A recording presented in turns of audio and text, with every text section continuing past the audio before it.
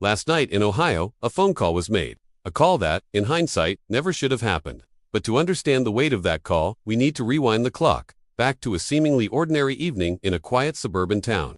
A town just like yours or mine, where neighbors wave to each other and kids play in their front yards until the streetlights flicker on.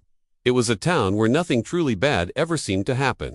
Until it did. Our story begins with Sarah, a young woman with a bright future ahead of her. She was a recent college graduate, working her first real job, and saving up for a down payment on a small house. Her life was a picture of youthful optimism. On that particular evening, she had plans to meet friends for a late dinner. She was running a little behind schedule, a common occurrence for her, and she texted her friends to let them know she was on her way. Leaving now, see you in 20.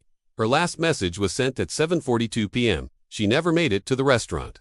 As the minutes turned into an hour, her friends started to worry. It wasn't like Sarah to just not show up. They called her phone repeatedly, but each call went straight to voicemail. A knot of dread began to tighten in their stomachs. After another hour of unanswered calls and texts, they decided to drive to her apartment, hoping to find her just running late. Maybe she'd fallen asleep or lost track of time. What they found instead was an unlocked front door, her purse and keys on the kitchen counter, and her car still parked in its designated spot. But of Sarah, there was no sign. The police were called immediately. The initial investigation was a flurry of activity. Officers canvassed the neighborhood, speaking to anyone who might have seen or heard something unusual. They checked local security cameras and pulled Sarah's phone records. But the trail went cold almost as quickly as it started. No one saw anything. The security footage showed nothing out of the ordinary.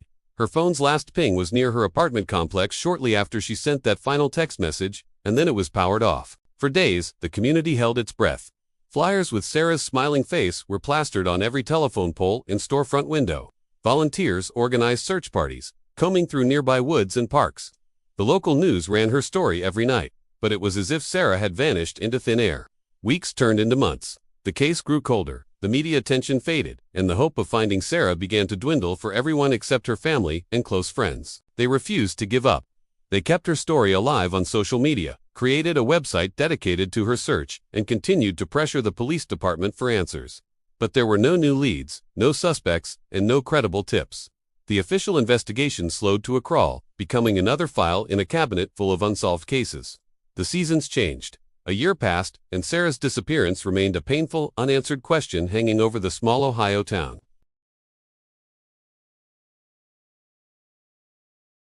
And then, 1 year to the day after Sarah vanished, it happened. The phone call. At 3:17 a.m., Sarah's mother, asleep with the phone on her nightstand as she had been every night for a year, was jolted awake by its ring. The caller ID was blocked.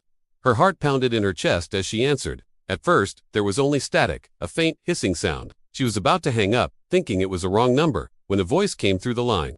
It was distorted, filtered through what sounded like a voice changer, low and raspy. The voice said just 3 words. 3 words that would reignite the entire investigation and plunge her family into a new kind of nightmare. The voice said, "She's not dead." And then, the line went dead. The call was a bombshell. The police were able to trace it, but only to a burner phone purchased with cash from a gas station 200 miles away.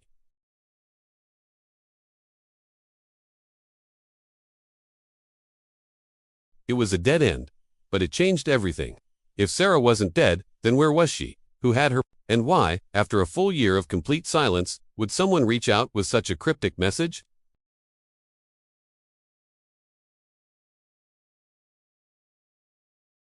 This bizarre new development sent investigators scrambling. They re-interviewed everyone from the initial witness list. They re-examined every piece of evidence. Was there something they had missed? The voice on the call, though distorted, was analyzed by forensic experts. They determined it was likely a male, but beyond that, there was little to go on. The motive was still a complete mystery. There had been no ransom demand, no communication of any kind until that moment. It wasn't a typical kidnapping. This was something different, something far more sinister. The person on the other end of that line was playing a game. The family, tormented by this new information, made a public plea. They went on television, their faces etched with a year of pain and a new, desperate hope. They begged the caller to make contact again, to provide proof that Sarah was alive, to tell them what they wanted. They promised to cooperate, to do anything, just to know their daughter was safe.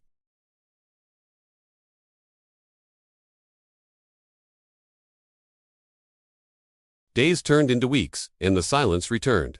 The phone call seemed to be a one-time event, A single, calculated move in a twisted game only the perpetrator understood. A package arrived at the local news station that had been covering Sarah's case most extensively. Inside, there was no letter, no note, just a single object, a small, silver locket. It was the locket Sarah's grandmother had given her for her high school graduation. Her initials were engraved on the back. Sarah was never without it. The family confirmed it was hers immediately. The police scoured the package for fingerprints, for DNA, for any clue as to who sent it. But once again, the sender had been meticulous. No usable prints, no traceable DNA.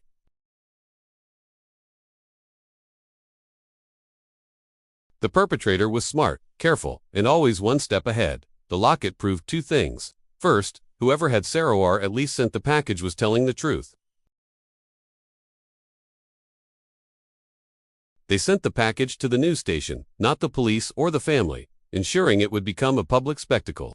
They were controlling the narrative, feeding scraps of information to an anxious public and a desperate family. They were reveling in the chaos they created. This wasn't just about holding Sarah, it was about power, about control. The entire state was now captivated by this real-life thriller, waiting for the next move from the shadowy figure pulling the strings. What does this all mean? We have a missing woman, a cryptic phone call claiming she's alive, and a personal item sent to a news station. The perpetrator is intelligent, elusive, and clearly enjoys the attention. This isn't a simple case of a crime of opportunity. This feels planned, calculated, and deeply personal. Why Sarah? Was she chosen at random? Or was there a connection that no one has yet uncovered? Police started to dig deeper into Sarah's life, looking for anyone who might have held a grudge, anyone who might have been obsessed with her.